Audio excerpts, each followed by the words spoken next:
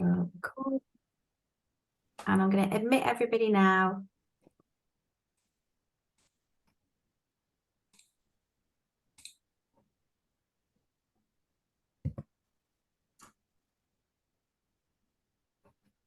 Welcome.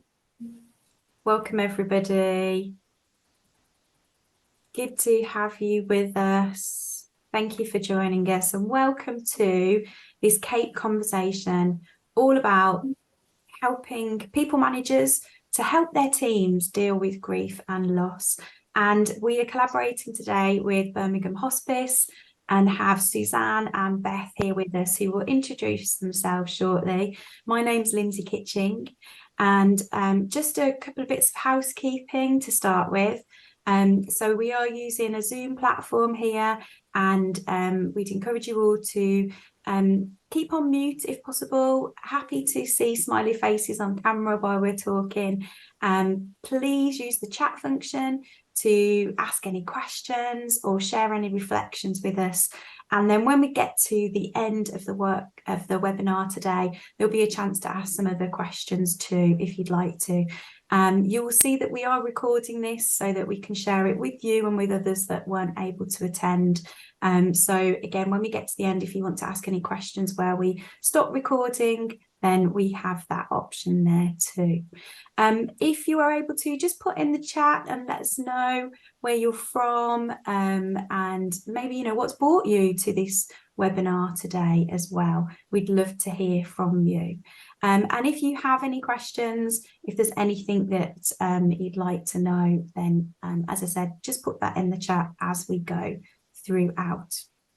So let's make a start.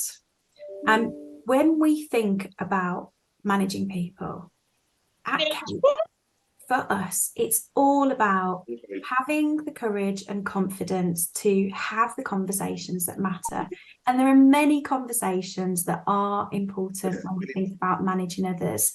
And there are often conversations that sometimes feel quite uncomfortable to have. So just ask you to put yourself on mute if you're just joining us, please. Thank you. So yeah, we're here to really talk about those challenging conversations, those ones that are maybe a little bit uncomfortable, and talking about death, talking about dying and supporting people is still one of those conversations that we hear from the people that we work with on our programs and our coaching, that people do find challenging.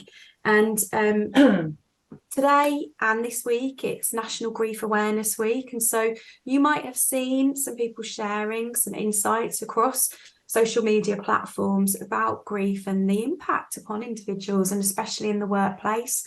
So here's a couple that I've seen this morning that some people have shared. So one is that 57% of employees in the last 5 years have experienced bereavement. So that is well over half of us that we're working with have experienced bereavement. And 1 in 3 line managers would really welcome some support on helping their teams with this and helping their people. 33% of people said that they frequently avoid talking about loss at work as they know it would make other people feel uncomfortable. So nearly a third of people are not talking about something that's really important and really impactful in their lives. And then the last statistic, just to open up with, is that 77% of 18 to 34-year-olds would consider leaving their job if they weren't properly supported when experiencing bereavement. So, you know, lots there around the scale of why this matters as a people manager, but also actually the impact upon individuals and why we should care, I guess, really. And hopefully while you're joining us here today. So let me now hand over to Suzanne and to Beth from Birmingham Hospice. Suzanne, would you like to introduce yourself first? I will, thank you very much. I'm Suzanne MacArthur. I'm the Head of Community Development and Partnerships at Birmingham Hospice. Thank you. And Beth? I'm Beth. I'm the clinical supervisor at Birmingham Hospice. I'm also a trained qualified counsellor, and you'll have to ignore my voice. It's very strained today, so apologies for that. Yeah, Beth's had one of those moments where the voice goes. So we'll get her great insights, but we might not get to hear from her as much as we'd like to. But thank you both for joining us today. So Suzanne, do you want to just tell us a little bit about the work that Birmingham Hospice do, first of all? I do, yeah. So Birmingham Hospice was formerly John Taylor Hospice over at Erdington, for those of you who are from Birmingham, and Birmingham St Mary's Hospice at Sally Park, and we merged August 21 and rebranded as Birmingham Hospice. So if you hear us, that's what we are. And people have lots of misconceptions about what the hospice is. We think that, people generally think that you go to the hospice to die.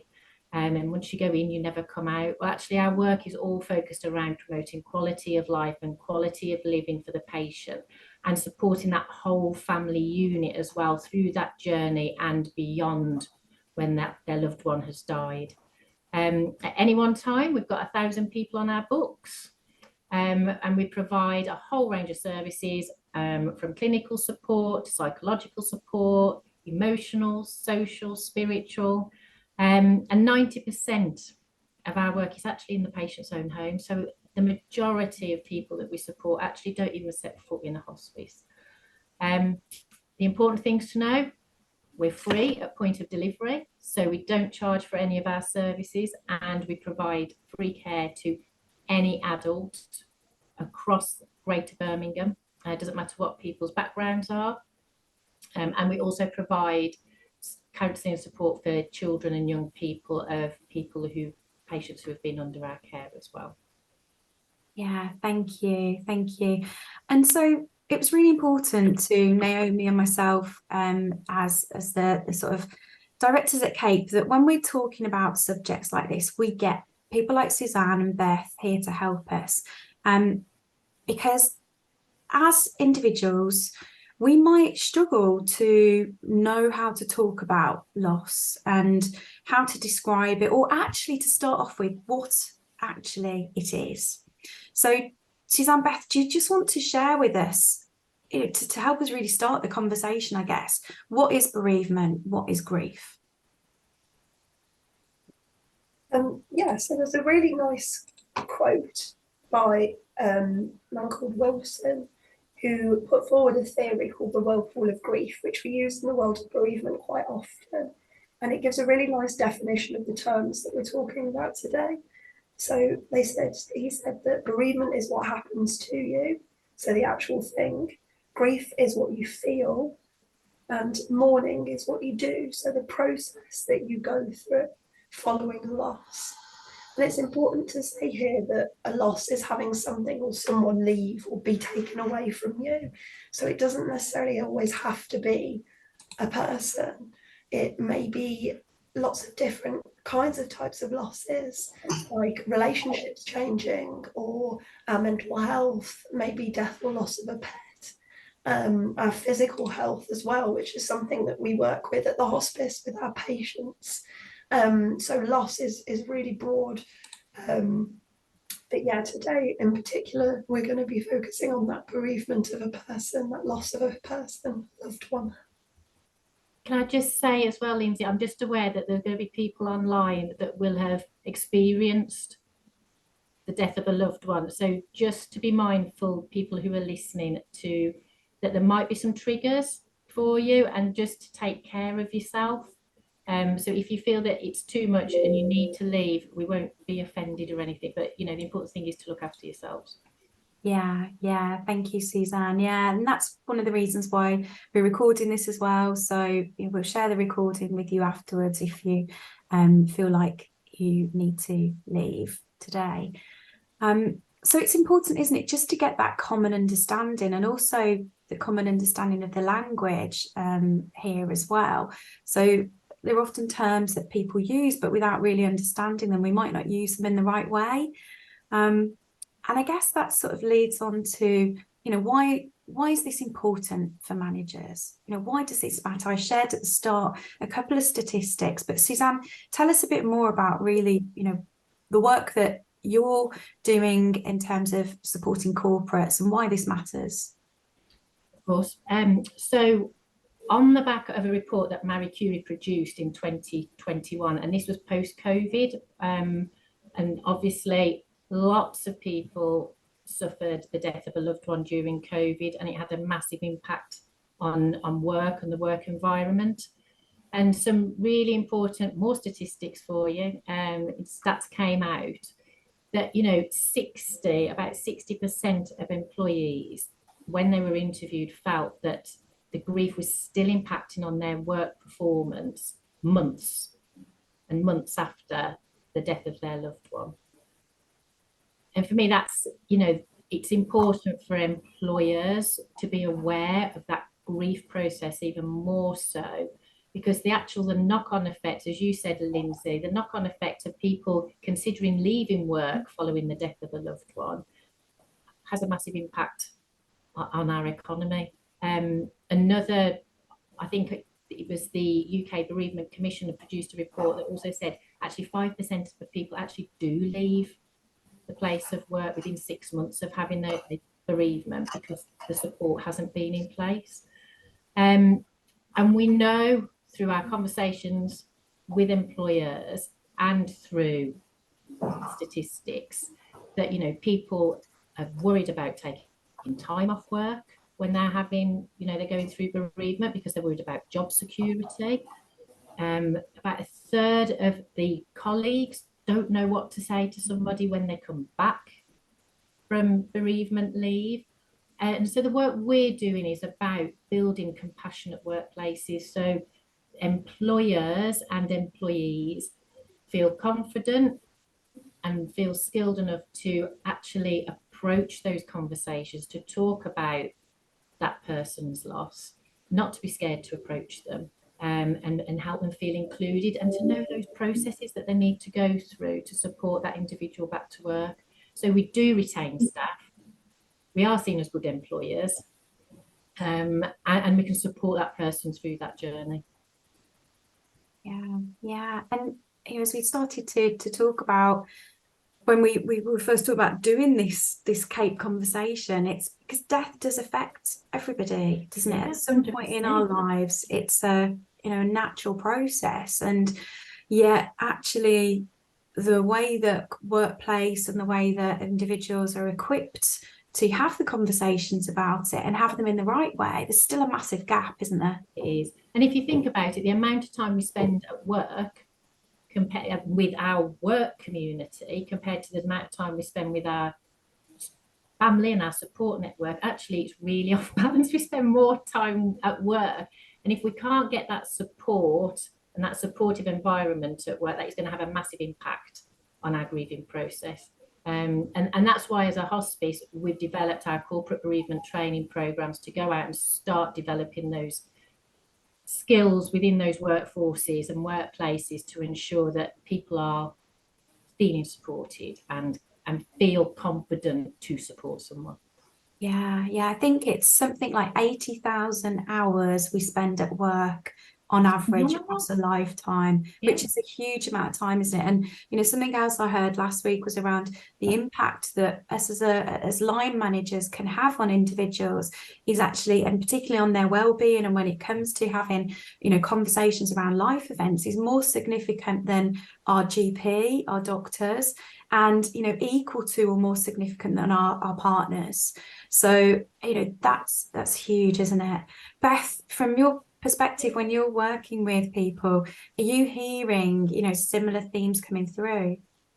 Yeah, absolutely. There's a lot of anxiety around having to go back to work after you've been bereaved, and I think that's a lot of the time around an expectation that we should have grieved in a certain period of time, and by the time we go back to work, if it's been a few months down the line, maybe that we should be okay and be able to go back to normal and be able to work as we were doing before. But actually, that's just not realistic. Grief stays with us for life. And I think that that kind of anxiety for our clients is huge, really. That what are the expectations of me going to be, and I don't feel I'm going to be able to deliver that. Yeah, it's a lot to hold in, isn't it? It's a lot of pressure to that phrase move on, Yeah. and an expectation that people think of. Yeah, yeah. So when we think about then actually, what are the challenges for managers? What is it that makes this feel uncomfortable for many people? And this quote that is just popping up now, you shared with us, Suzanne, which you heard from somebody that you worked with before. Many of my co-workers had a look of fear in their eyes as I approached. I knew why. They wanted to help, but weren't sure how. Should I mention it? Should I not mention it? If I mention it, what the hell do I say? And a lot of the managers that we work with, when it comes to having a conversation and supporting people around death, they feel so uncomfortable that often they don't have it at all. Yeah.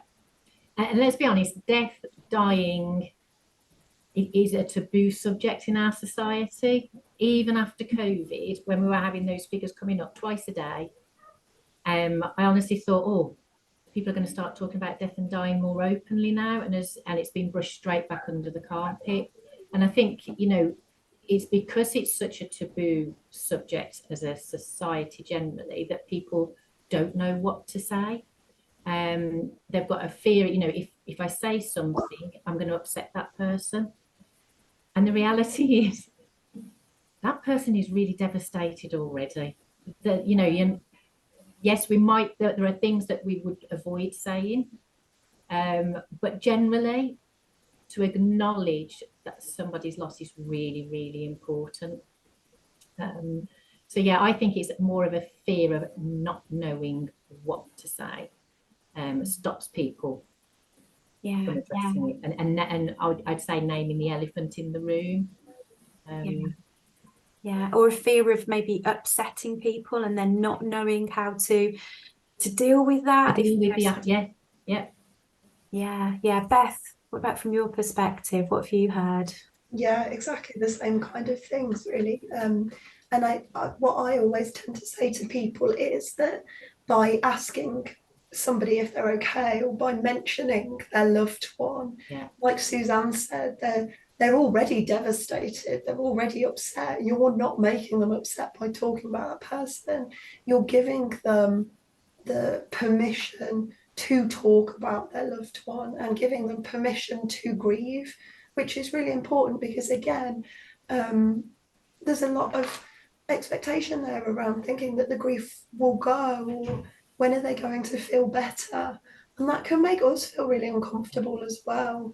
That kind of somebody else being sad, somebody else grieving, death coming into our world, into our life, feels really uncomfortable for us.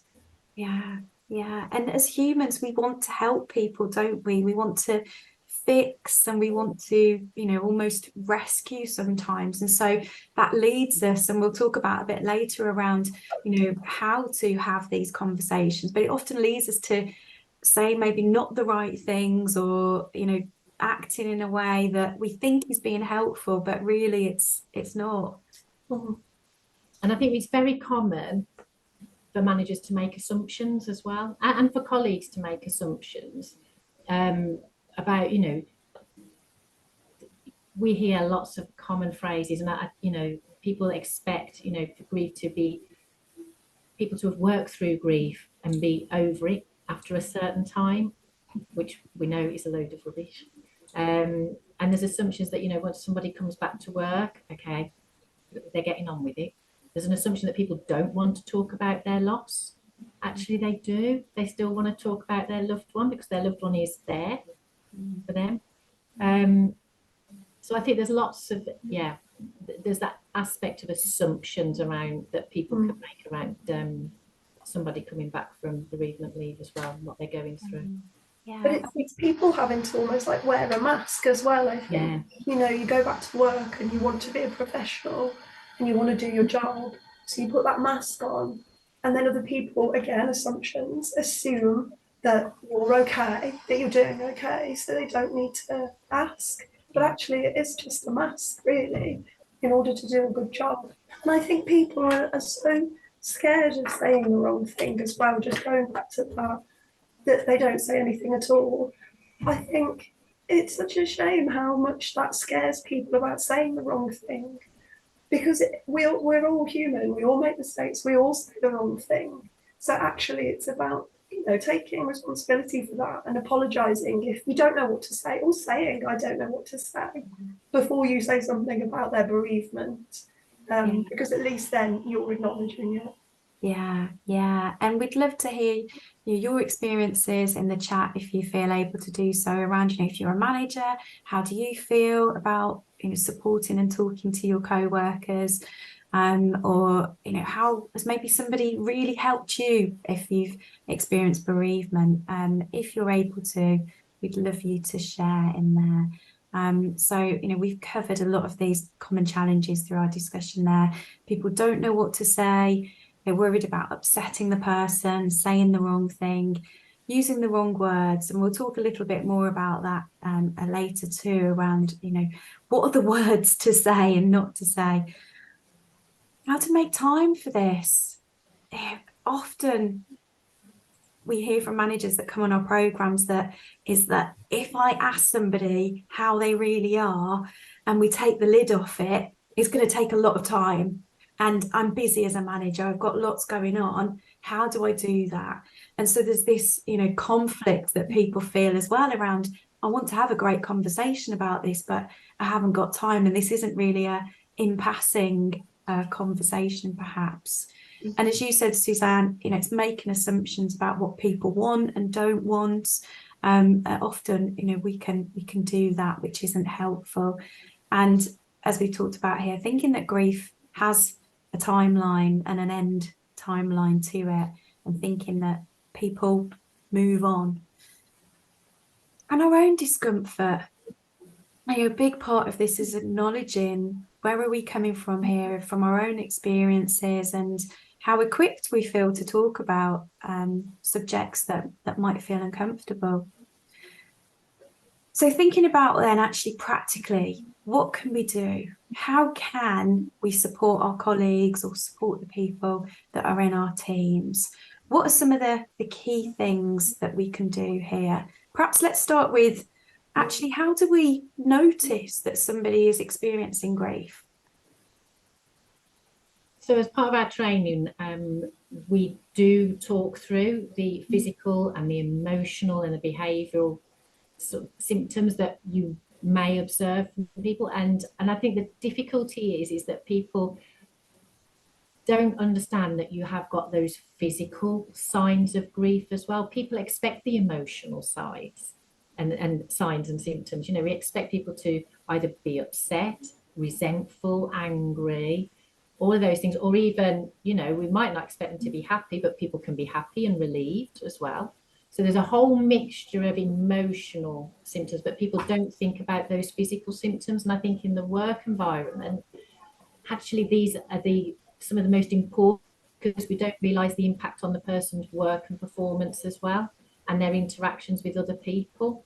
So some of the things that when we've gone out to different corporates talking about this, if people who have experienced grief do talk about, their lack of sleep. And obviously this is then going to have an impact on their energy levels and fatigue levels.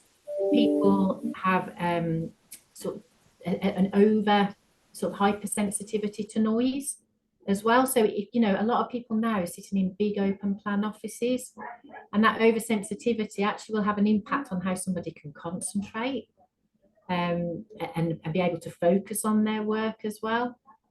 And people actually have physical aches and pains. So people will have that, those the tense muscle aches, but will also experience, gastrointestinal problems as well. And I think being mindful that people might end up, because they don't appreciate these the signs and symptoms of grief, they think there's something physically wrong with them as well. You might notice that they have more time off sick, they're absent from work a bit more, and you might be putting it down to something else, Whereas actually, a lot of this could be part of that grief process. It's the symptoms of grief. So I think the important things for us to support as managers is to validate that actually that's normal. These are some normal signs and symptoms of grief. You know, how you're feeling, that's normal. That's a normal emotion to be feeling. That is a really common symptom to be feeling. You know, you're fatigued, of course you're fatigued. You've mentally coping with so much, you're not sleeping. Of course you're going to be fatigued. And of course that's going to have an impact on your work. So I suppose that, you know, that support level also comes into adapting that work environment and adapting that person's workload to be able to accommodate some of those symptoms. So it could be reducing those high complex, high demand tasks that really need you to be able to focus and perform at a high consistent level. Or it might be offering to take some of the workload off, or chair a meeting, or take the notes so they haven't got that constant pressure all the time. So yeah, I think that would be my key one, is about linking your signs and symptoms with your actual physical ability to do your job. Yeah, and making those, or offering, you know, ways of supporting people while they are experiencing those elements, and I guess creating the space, the safe space, that people are happy to share with you what is going on, and you know, not to say I'm not feeling great, I'm going to be off sick, but actually, you know, what is going on, you know, what are you feeling, what are you experiencing, what do you think might be you know, part of this. And then it's important to know that, you know, exactly what you're just saying, though, it's about making sure that you treat everybody as an individual, because not everybody's going to have all the symptoms of grief and in the same way, they're going to experience it. They've all got different impacts, different things that will impact on their grief. So make sure that you treat everybody as an individual. Don't compare John, who came back from bereavement leave 6 months ago, to Jane, who's come back 12 months ago, to, I don't know, Barry, who came back last week. Everybody's individual, and everybody needs to be treated in an individual way as well, and supported individually. Yeah. So what about then some of the behaviours that we might look out for in our co-workers? Beth, do you want to do it, or do you want me to carry on? I'm aware that I talk a lot, but I'm aware you've got hardly any voice. Happy to chip in if you can still hear me okay. So some of the behavioural aspects that we may expect to see from people who are grieving, I think a lot of the time it can be around this lack of motivation. So people really losing that drive, and the interest in life, in work. Their focus will be impacted, as Suzanne was saying. They may not be able to concentrate as much. Or we could have the total opposite of that. And again, important to remember, people are individuals. So there may be people that actually throw themselves into work, and work too hard and work longer hours and keep themselves so busy because they don't want to sit with those difficult feelings of grief. A lot of the time people feel totally out of control with what's happened. And that can be driven by this feeling of anxiety that my world as I knew it is not the same anymore. It felt relatively safe and predictable before. I knew what I did every day. I knew the people I was surrounded by, but now there's this gaping hole. So people can really be taking that with them everywhere they go, which is huge and heavy, and you can see how that would impact people's ability to function on a day-to-day basis. And sometimes people just want to totally separate themselves from other people. So you may find that your co-workers are more withdrawn at work. Maybe they don't participate as much in team meetings or sign themselves up for things in a way that they did before. Maybe they can't face coming to work. It feels too difficult. So they don't want to leave the house. They just want to isolate themselves. Again, sorry, Beth, I was going to say on the back of that as well, it's that sort of stepping back. It's also that social side as well, isn't it? That people might not want to participate or join those social activities that you used to be part of. It might be because they're not in the right frame of mind to do it, but actually it's also being mindful that some people might have to have taken on new roles and responsibilities that they can no longer join in with that social side of work because the death of their loved one, they've had to take those responsibilities on as well. So, it's also about making sure you don't make assumptions about people if they're not as socially active as they were before. It might not be that they don't want to, it's actually they can't. They don't have capacity Yeah. to do that. Yeah, Absolutely. yeah. And I guess it's thinking about, everybody's normal is different, isn't it? Yeah. And so actually what might be different from normal for me, for you, is quite different there. And actually the coping strategies that we might want are different, as somebody's just shared there in the chat as well, is that, we all want to cope and manage in different ways. So it's supporting people, isn't it, in whatever feels right for them. So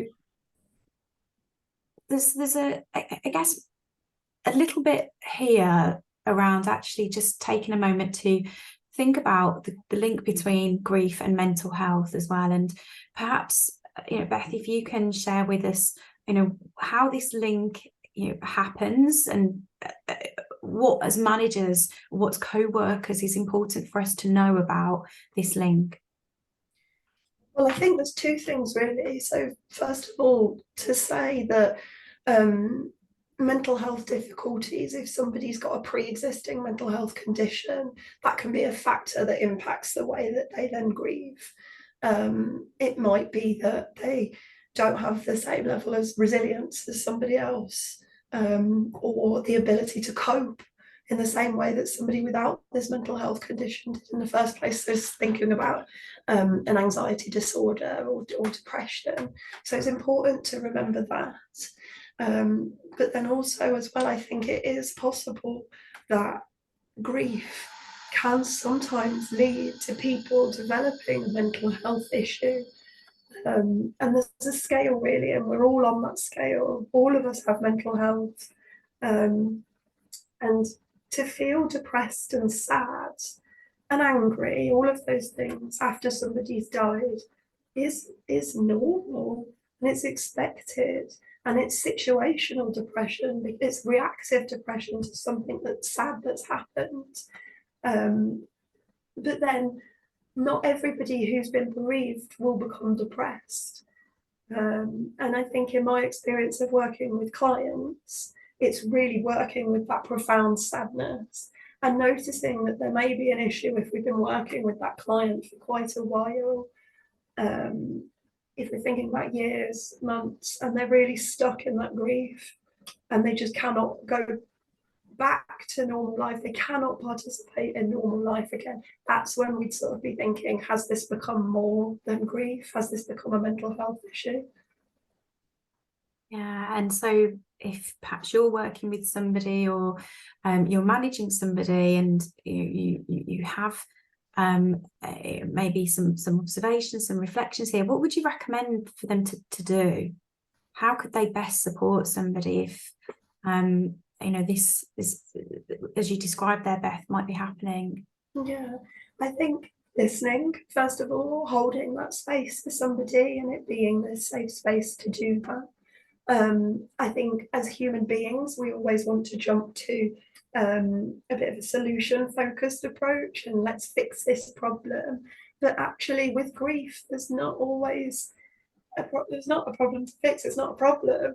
It's an experience. However, if we do become really concerned about somebody's mental health, then it is about, again, giving them that time, giving them that space, talking about what they think might be helpful for them, because they might have an idea of what would be a good path to follow, but also perhaps making suggestions and signposting to other places. A good port call is always your GP, because they're the ones that can obviously prescribe medication if needed and make referrals to counselling services, things like that. It might be that at your workplace you have a counselling service or an EAP service, so you can sort of signpost people, I think would be the best thing to do in that situation. Yeah, thank you. And really, you know, our last point here is just as we've said about treating people as individuals and not making assumptions, and recognizing that everybody's experience will be different, and what they need and what they want will be different as well. And just when we're trying to understand grief, as we talked about, there's a lot of misconceptions and a lot of assumptions. Do you just want to share with us how this is useful? And you use this, don't you, on your programs that you run with some of the organisations. So how can this help us to explain this a bit more? So we use this model of grief to explain what people are going through. So when I trained back in the early 1990s, we were all taught about the 5 stages of grief that you worked through, and it was a very linear process. And at the end of it, you got to the end and you were, I'm going to say, you were cured, which obviously is a total load of rubbish. And what we know now is that actually grief never goes away. Grief is with us always. So we use this model, and people who have gone through counselling and experienced grief can relate to this quite easily. So the circle on the left, as it says underneath really, represents where your life is totally consumed by your grief, and that's all you can think of. So it could be, you know, your thoughts around the loved one, your thoughts around the plans that you had that you will never fulfill. Could be you working through your grief and all those thoughts and emotions. But over time, you start to accept that actually grief is always going to be with you, but your life starts to begin to grow around that grief. So you start carrying on with your normal daily activities, and you start to include and introduce new rituals. You might have new friendship groups, and that pale blue surrounding area over time gets bigger and bigger, but your grief still stays there. And I think the important thing for people to know is that, you know, however long that death of that loved one was, you will always have that grief with you. So you know, when I do the training, I talk about my nan who died, and that was like, I'm trying to work about 18 years ago. And I was definitely in that all-consumed grief. She was my nan. We had a really special bond. And when she died, I was devastated. 18 years later, obviously, I've got a big restorative, lovely circle around it, and occasionally I think of her, but it's not in a sad way. It's in a positive way. But the other week, for the first time in 18 years, I had to drive down the road where her house was, and it took me straight back to those emotions, and I could feel that tingling behind my nose. My eyes were beginning, and I was like, oh, and that it wasn't the nice feelings, it was that loss. And that's 18 years on. So you can always go back. That grief is always there, but we learn to live with our grief. And that's what this model explains. Yeah, and that's so helpful, isn't it? And I know that when you both first shared this with me, and I was applying it to one, you know, my own situation where one of my, you know, very good friends, one of my best friends, she died 10 years ago from cancer. And as you say, at that time, it was such a big impact. I just had my first child literally days after she died. All of these emotions, and that the Kubler-Ross, you know, grief model, moving to acceptance, really just didn't really land for me as a way of understanding that grief. And for me, as well as getting upset every now and then, I get angry. And that anger probably hasn't subsided as much as what I expected it to, around the fact that, you know, she was gone and she'd left her family. And so I think this, it was a really useful tool, certainly for how, you know, when I think about when I've managed people, when I've worked with people in the past, but also to understand it myself around that grief is there, and it's the outer part that's growing and changing, and that's okay.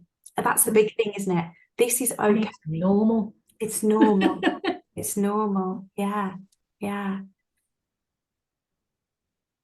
So we'd just like to share with you now, when we think about having conversations, how we can bring empathy, and what the difference between empathy and sympathy is. And every time I try to talk about this, if I'm running a program, I keep coming back to I should just play the video. So we all decided today, didn't we, that actually let's just play this video. It's only a couple of minutes long, and it really helps you to understand the difference between empathy and sympathy. So just sit back, have a listen to this, and then we'll reflect on it afterwards.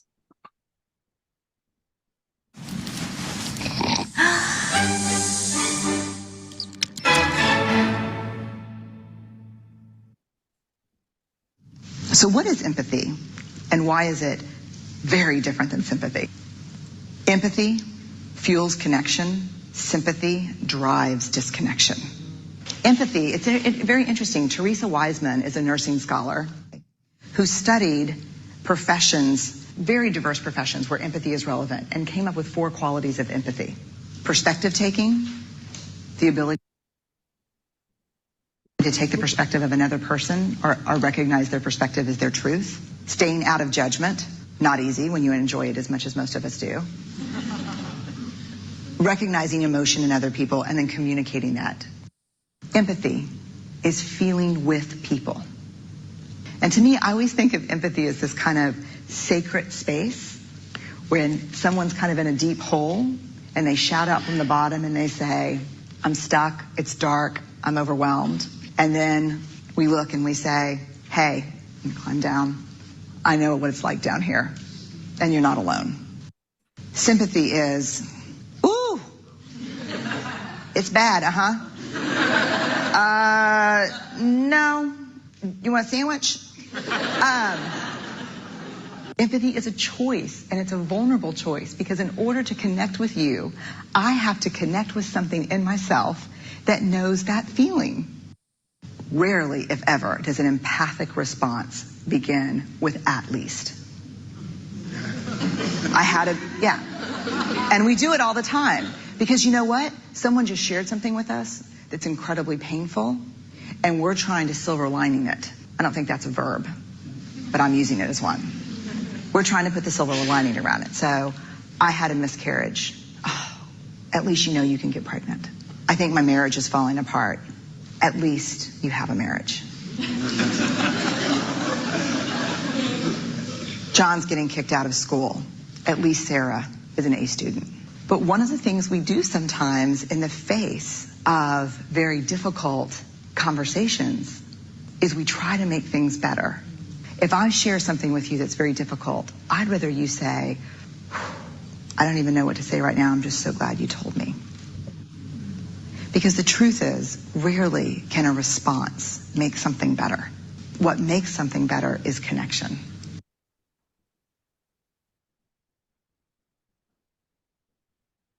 Such a lovely video that really does, in a humorous way a little bit as well, show us the difference and how that difference can have an impact.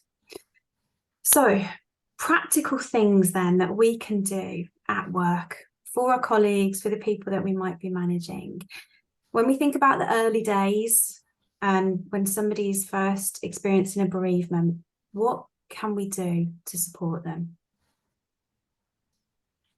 So the most important thing is, if I'm honest, is to acknowledge that bereavement, to pick up the phone or send them a message in some way to say how sorry you are to hear the news, and acknowledge what that person is dealing with. That's the key thing to do. And then I would, being honest, it's about looking at your bereavement policy. And I'm going to suggest that everybody who's on the call checks that they've got a bereavement policy in place and when it was last updated, because that will guide managers of the processes that they need to go through as well. I think it's about making sure that that person who is dealing with the death of their loved one knows that actually work is not a priority. Actually, this is all about them getting themselves through their most difficult time, and that you're going to be there for them as well. I think managers, when we've spoken to them, it's like, and I know I was like this before I started working in this field, it was like, do I tell the rest of the team or do I not? And am I breaking confidentiality? What do I do? So ask that person, be upfront and say, okay, so your colleagues, do you want me to tell your colleagues about the news, or do you not want me to? And how do you want me to tell them? Does it want to be on an email, or do you want me to just say one or two and now then filter it down, or do you not want anybody to know? Because I have to say, I'm always surprised when people say I don't want anybody to know, because then that's not how I deal with it. But you have to be respectful of that, because that's their decision and that's their choice. So make sure, you don't base it on your own assumptions and what you'd want. Ask that person if they'd like that news shared and how they'd like that news shared. And then it's about obviously just staying in touch with your member of staff and checking in. So again, it's getting that balance right, isn't it, of not hassling them. So they feel that compelled, oh God, they're texting me again, they want me back at work. But it's the balancing it with letting them know that you've not forgotten about them, and actually that you're there to support them and support on their return. And it's also, I'm saying it's also a lot because there are lots of things we can do. Being mindful of the death admin that people have to go through, because I haven't had to do any death admin, but from what I hear, when people have to go through it, it is an absolute minefield, really stressful, it's exhausting, it can be frustrating, and they're dealing with all of that probably before they've even had the opportunity to bury their loved one. And they're worried about, we know from those stats before, they're worried about taking time off work because of job security. So it's about giving all of that reassurance. And I suppose it's about even those simple things of saying, I know there is a lot that you've got to do admin wise. So just focus on that. Don't worry about work. We know what you've got to get done. And give them that permission.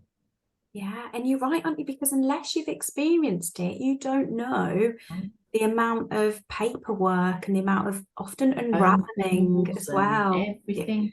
Yeah, when I think about my best friend who died, her husband was unraveling for weeks and found that she was, and it sounds funny now, but she was, sponsoring a child in Africa that he knew nothing about. And it's like, where's this payment coming from? What's going on? And there's a lot, isn't there, when we're experiencing that. But I think you might not be able to access bank accounts, and things go to probate, and and there's the two things there, isn't it? So how do people want us to keep in touch with them, and what do they want us to share with their colleagues? Give that over to them as their decision. And then when we think about time moving on a bit, what's important for us to do to support people as time does pass by? So I think it's about, with those regular check-ins, check in regularly about what their needs are, because again, everybody's an individual. Some people, like the lady that's put in the chat, she returned to work really quickly, and that's what was right for her. But for somebody else, that might not be right at all, and they might need months off, weeks, everybody's different. So checking what their wants and needs are, and when they come back to work, what are their wants and needs? Will they need to come back I've forgotten the word now, staggered? Phase return, Phase return, perimenopausal brain. That's a different webinar we'll do next year, Suzanne. It's phase return. Do they need flexible working now? Have they got to apply for flexible work? Have they got different roles and responsibilities? Do they need to be working from a different environment? Do they need to work from home more, or do they need to be in the office more, because actually home is a difficult place for them to be? So revisit what their wants and their needs are. Providing, as we've said all along, those opportunities for people to have that space to be heard and to listen. And as Beth rightly said, if you don't know what to say, either say, I don't know what to say, and just have that silence. because people just want to be heard. They don't want to have the problem solved because they know nothing is going to solve their problem because their loved one has died and we can't bring them back. So all they want is that space and that opportunity to be heard. Yeah. And I'm trying to think of that. And I think again, then it's about what I said earlier about being mindful of what you're asking them to do because of all those other physical, emotional symptoms that they'll be dealing with. So be mindful about potentially reducing their workload and thinking about the tasks that you're going to ask them to do. Yeah, that's really helpful. Thank you. And then we're sort of getting near to the end now, but we can't not talk about what to say and what to avoid. And now, Suzanne, one of the first conversations you and I had, I used the phrase when somebody had passed away. And that's because my parents use that phrase. It's been a language, I guess, that, a word that I've used when referring to death. But it's not always the most helpful phrase to use. Now, can you just tell us why not, and maybe what that has as an impact for people, and what else could we say? So it's a sensitive one because some people, if you're talking to your colleagues and if they use the word passed away or lost, it's probably more important to mirror what they're saying because they probably feel uncomfortable saying the word died themselves. But it goes back to my first sort of statement that actually as a culture, we do not like to talk about death and dying, and we use different sayings and euphemisms to avoid saying that somebody has died. So that's why I always try and challenge people in my training. If they relate a story, I will say they've died rather than they've passed away and pick them up on it. But it's also about being mindful that you will mirror what your colleague says because it might be too upsetting for them to say that person has died. The important points is not just about taboo, it's about children at a younger age and people with autism and some learning disabilities take things literally. So the terminology we use might not be useful. So if somebody overheard someone say, "Oh, I'm sorry you've lost your mum," a child or somebody who takes things literally might think, "Well, go and find them." Or that was a bit careless. Where are they? Passed away. Well, what does passed away mean? It doesn't mean anything, does it? So sometimes it can cause confusion. So I think my advice would be, if you're talking generally in the discussion, I would try and encourage the use of the word died. But if you're supporting somebody that is going through grief and loss, I would listen to the vocabulary that they use and be sensitive to that and mirror that. I don't know if you'd agree with that, Beth. Yeah, I absolutely would. Sometimes it's really difficult for the person to say that because there's obviously something so final about it. So yeah, totally agree that you have to mirror it. And it is difficult as well working as part of our hospice because we are encouraged to, or we know that it's right to say die and that there's nothing wrong with saying that, but it's just so difficult for people who are grieving sometimes to say that. So yeah, absolutely, I'd agree. Yeah. So some of the things that it's helpful to say is, just as we talked about, and on the empathy video as well, is like, let's sit down for a minute. It sounds difficult for you, so playing back what you're hearing. And I'm really sorry to hear that your person has died. I would add in there as well, Lindsay, it's really important, if you know the person's name, to try and use that person's name, because so many people that we speak to whose loved ones have died, so people avoid saying their name. Yeah.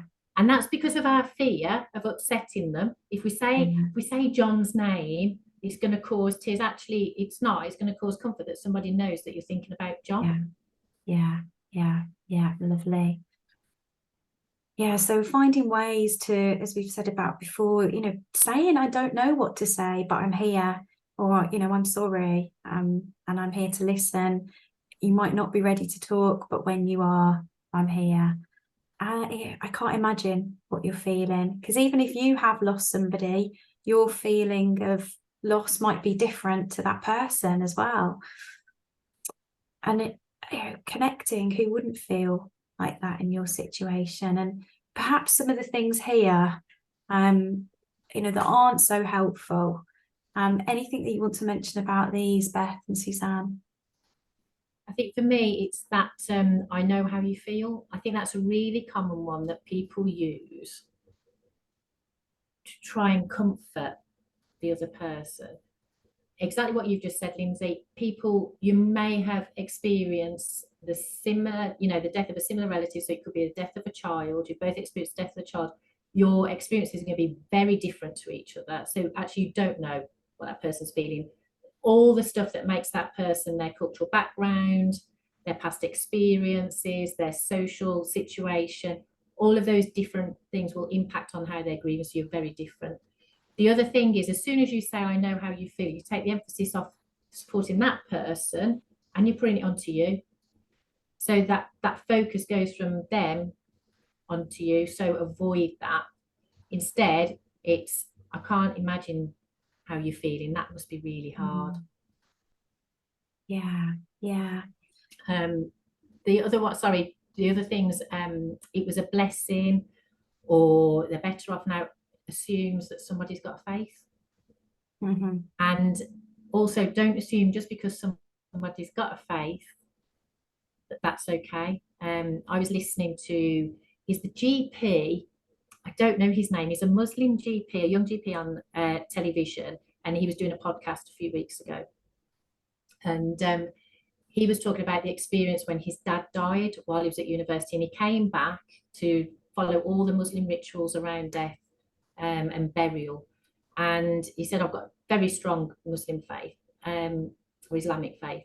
And one of his community came up and said, oh, it was God's will, to try and comfort him. And he was like, that was the last thing I really wanted to hear. That was no help to me whatsoever. My dad had died, and even though I got a faith, that was no comfort whatsoever. So those phrases that assume somebody has got a faith, we say avoid having them. It's those assumptions again, isn't it? And we talk about this on our programs in whatever we're having conversations, whether it's with people at work or people at home, is just pause and think about what you want to say and think about what's going to be most helpful for that person. That moment of pausing can really help. And so in terms of resources, there's lots out there. And as Suzanne mentioned, there's podcasts now. We've got this wonderful opportunity, haven't we, to listen to people. We've just signposted a few additional resources here, such as the Marie Curie video. There is the bereavement resources at a loss. And of course, Birmingham Hospice have lots of different resources on their website and ways to get involved as well in terms of supporting the hospice. And if you are in the Midlands, the Greater Birmingham area, and you want to run a free workshop for your colleagues, then Suzanne can help you with that.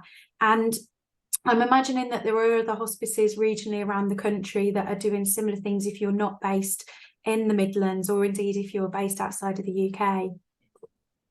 Yeah, and there's other charities, they probably won't be free, but there's other charities that do deliver the training as well. Yeah. So we would really suggest getting that support for your employees, for your managers, to help them, have this conversation.